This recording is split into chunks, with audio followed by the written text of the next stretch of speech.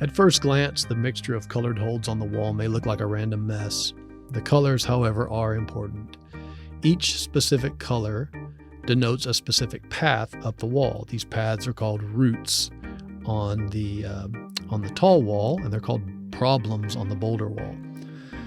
In order to climb at the grade that is intended, the climber must follow the path up the wall using only the holds of one specific color. There's a small tag at the bottom of each route attached to the starting hold. This tag tells the name and the grade of each route, as well as any special instructions that the route setter intended for the climber to use. Once you get the basics of climbing down, you'll really begin to follow these specific routes up the climbing wall in order to provide more of a challenge. The routes range in everything from beginner level all the way up to expert level.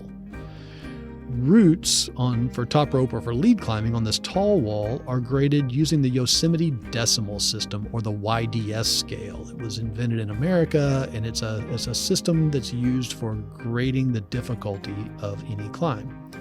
It starts off with a 5, and then there's a decimal point, and then there are numbers that range from 1 all the way up to now 15.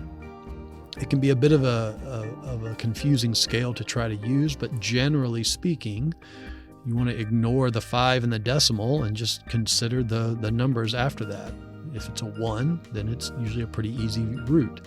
The easiest routes at our wall actually start at 5 and go up from there. Once you've hit the 510 level, well, then they begin to get a little more challenging, and 511 through 512 are considered pretty difficult. 513 and up, which are pretty rare to find at our wall, are considered expert level climbs.